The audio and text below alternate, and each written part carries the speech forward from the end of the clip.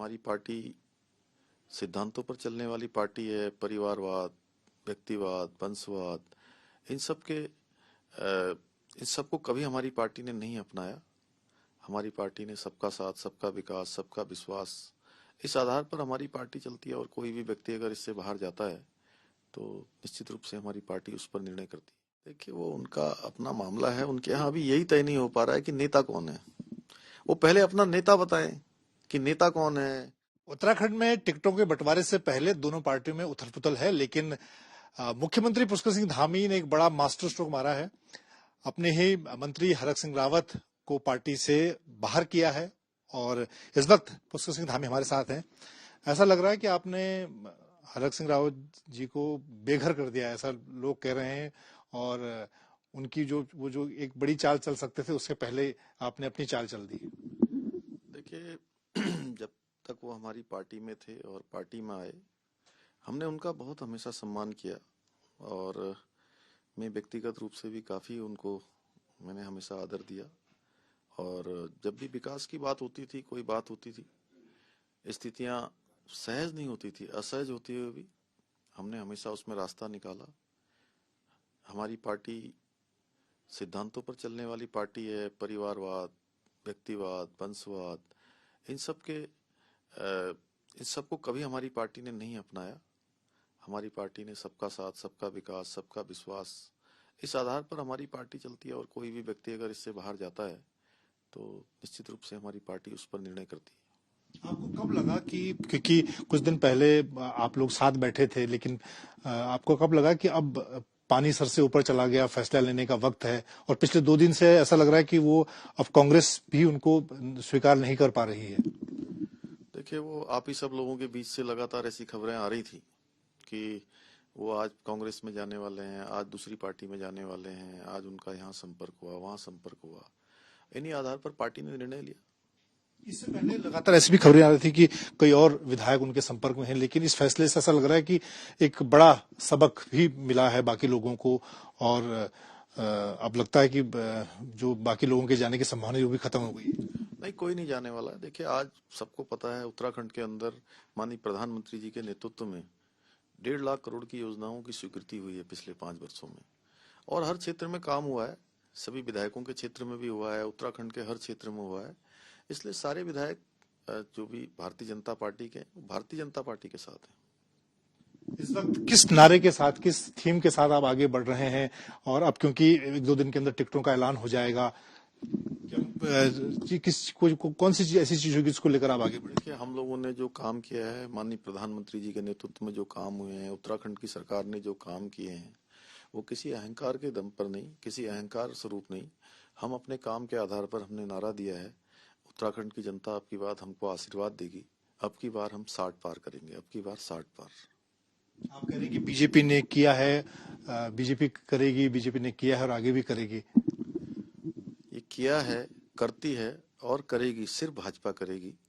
क्योंकि जो भी काम हुए हैं, चाहे आज वो सड़कों की बात करें, चाहे हम आज हवाई सेवाओं की बात करें, या हम रेल सेवाओं की बात करें, हर क्षेत्र में, या स्वास्थ्य सेवाओं की बात करें, जो काम इन 5 वर्षों में, इन 7 वर्षों में हुआ है, वो केवल और केवल बीजेपी के शासन में हो सकता है। और उत्तराखंड के लोग ऐसी सरकार चाहते हैं जो सरकार केंद्र के साथ चले, यानी कि नरेंद्र मोदी जी की सरकार के साथ चले और कदम ताल करे। और उस सरकार की जो आवश्यकताएं हों, उत्तराखंड की जनता की जो जरूरतें हैं, वो हमारे केंद्र की सरकार की प्राथमिकताओं में हो। तो ऐसी सरकार केवल और केवल बीजेपी की सरकार हो सकती है, जो केंद्र की नरेंद्र मोदी जी की सरकार के साथ चलेगी। इसलिए उत्तराखंड की जनता इस विकास रूपी पहिए को और तेजी से आगे बढ़ाएगी और भारतीय जनता पार्टी की सरकार बनाएगी। एक जो बड़ा मुद्दा है जिसको लेकर हरीश रावत लगातार हमलावर हैं कि आपको 3 मुख्यमंत्री बदलने पड़े, उसके जवाब में क्या कहना चाहेंगे? देखिए, उनके पास कोई मुद्दा नहीं है, सच बताऊं तो कोई मुद्दा नहीं है। और हमारे यहाँ मुख्यमंत्री बदले, हमारी पार्टी का आंतरिक मामला था, लेकिन पार्टी के कार्यक्रम चलते रहे, पार्टी की नीतियां चलती रही, विकास के काम कोई प्रभावित नहीं हुए, लगातार चले हैं। उनके पास कोई मुद्दा नहीं है, इसलिए बार बार वो 3 मुख्यमंत्रियों वाली बात उठाते हैं। और आपको लगता है कि अभी जिस तरह से कल कांग्रेस की महिला मोर्चे के अध्यक्ष बीजेपी में शामिल हुई, अभी और इस तरह से लोग आपके साथ आएंगे? और लोग देखिए, उन्होंने कहा है कि मैं कांग्रेस में रहकर, सरिता आर्या महिला कांग्रेस की प्रदेश अध्यक्ष थी, और उन्होंने कहा कि मैं जो महिलाओं के लिए उत्तराखंड के अंदर काम करना चाहती थी, महिलाओं के लिए जो मैं बात करना चाहती थी, उनके जो मुद्दे मैं लाना चाहती थी, वो कांग्रेस में रहकर वो संभव नहीं हो पा रहा था। हमेशा हमारी आवाज को दबाने का वहां पर काम हो रहा था, इसलिए मैं भारतीय जनता पार्टी में आई हूँ। तो ऐसे जो भी लोग जिनकी आवाज आज दबी है, जिनकी आवाज कोई उठाने वाला नहीं है, जिनकी आवाज को दबाया जाता है, उन सब के लिए भारतीय जनता पार्टी के दरवाजे खुले हैं। और देश में मोदी जी के प्रधानमंत्री बनने के बाद हर क्षेत्र में जो दबे हैं, कुचले हैं, समाज के अंतिम छोर में खड़े हैं, गरीब हैं, पिछड़े हैं, उजड़े हैं, उन सभी के लिए जो योजनाएं भी आज मोदी जी की सरकार लेकर आई है, और उन सभी को आगे लाने का काम भी मोदी जी की सरकार कर रही है। तो निश्चित रूप से हम सब, हमारा ये प्रण है, हमारा ये संकल्प है, हम जो समाज में ऐसे लोग जो छूट गए हैं, जिनकी आवाज नहीं आ रही है, उन सब आवाज को हम बुलंद करेंगे और उनको आगे लाएंगे। युवा मुख्यमंत्री के तौर पर अब पार्टी संगठन आपके साथ है, आपके नेतृत्व में चुनाव लड़ने की तैयारी है। इन अगर 5 महीनों के आपका जो कार्यकाल रहा है, क्या आपकी तरफ से कोशिश रही, ये जो चेंज बदलाव देख रहे हैं? देखिए, मैंने कोशिश करी, जो भी समय मुझे मिला। हालांकि आप लोगों के बीच से बार बार ये बात आती है कि समय कम मिला। मैं मानता हूं कि समय कम था, लेकिन जो भी समय मिला, उस समय में हमने एक एक पल और एक एक क्षण उत्तराखंड की जनता को समर्पित किया।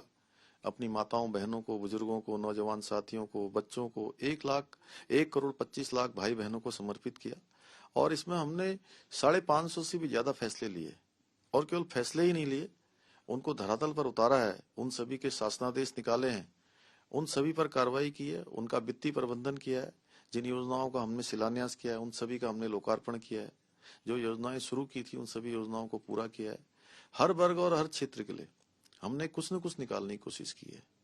और मुझे पूरा विश्वास है, मैं आश्वस्त हूँ कि उत्तराखंड की जनता हमारे भाव को जानती है, समझती है, क्योंकि देवतुल्य जनता है, देवभूमि है हमारी, कि हमारे भाव में है कि हम उत्तराखंड को हिंदुस्तान का श्रेष्ठ राज्य बनाना चाहते हैं, उत्तराखंड को हिंदुस्तान का नंबर 1 राज्य बनाना चाहते हैं।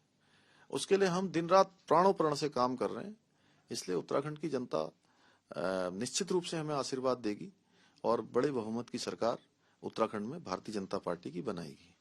मुकाबला किससे मान रहे हैं आप? एक बार मैं दोबारा हरीश रावत और हरक सिंह के सवाल पर आता हूं। दोनों के बीच में ऐसा लगता है कि अभी भी जो झगड़ा चल रहा था वो खत्म नहीं हो रहा है, तो उसका फायदा आप बीजेपी को मिलेगा? देखिए, वो उनका अपना मामला है, उनके यहाँ अभी यही तय नहीं हो पा रहा है कि नेता कौन है। वो पहले अपना नेता बताएं कि नेता कौन है, कौन उनके उम्मीदवार हैं। अभी दूर के वो मुंगेरी लाल के हसीन सपने जैसा है कि अभी कोई कुर्सी की दूर दूर तक कोई दिखाई नहीं दे रहा, लेकिन लड़ाई पहले से चालू है। तो इनकी सारी लड़ाई कुर्सी के लिए है, ये उत्तराखंड की जनता भली भांति जानती है। इसलिए हमारा मुकाबला किसी से नहीं है, हमारा एक तरफा उत्तराखंड की जनता का आशीर्वाद हमें मिलेगा। कितनी सीट मान रहे हैं आप? मैंने पहले ही कहा, हम अपने काम के आधार पर कह रहे हैं, और ये केवल नारा नहीं है। हमने अब की बार नारा जो दिया है वो साकार होगा, उत्तराखंड की जनता के आशीर्वाद से साकार होगा। अब की बार 60 पार। एक बात ये भी कही जा रही कि काफी टिकट आपको बदलने पड़ सकते हैं कुछ अपने विधायकों के, उसको लेकर अब क्योंकि टिकट फाइनल होने हैं, क्या कुछ मौजूदा विधायकों के टिकट भी काटे जाएंगे? देखिए, जहां तक टिकटों का प्रश्न है, हमारी पार्टी बहुत लोकतांत्रिक तरीके से चलने वाली पार्टी है। हमने अपने मंडल अध्यक्षों से, मंडल के पदाधिकारियों से, सभी कार्यकर्ताओं की हमने रायशुमारी करी है। उसके बाद जिले के कार्यकर्ताओं के साथ रायशुमारी करी है। प्रदेश में हमारी प्रदेश चुनाव समिति ने पूरी समीक्षा की है। उसके बाद अब केंद्रीय चुनाव समिति में आएंगे सारे नाम, देश काल परिस्थिति के हिसाब से सभी नामों पर चर्चा होगी, और जो उस समय में उस परिस्थिति में सबसे उपयुक्त होगा सभी दृष्टियों से, उन सभी को प्रत्याशी बनाया जाएगा। कब तक उम्मीद करें कि आपकी लिस्ट जारी हो जाएगी, क्योंकि समय लगातार कम है? नहीं, तय समय सीमा पर हो जाएंगे, बहुत जल्दी हो जाएंगे। बहुत धन्यवाद। मुख्यमंत्री पुष्कर सिंह धामी ने आज तक से बातचीत में कहा, एक आत्मविश्वास उन्होंने दिखाया कि बीजेपी का मुकाबला किसी से नहीं है, और जहां तक कांग्रेस की बात है वो फिलहाल ये तय करें कि उनका नेता कौन है। कैमरामैन परमिंदर के साथ मंजीत नेगी।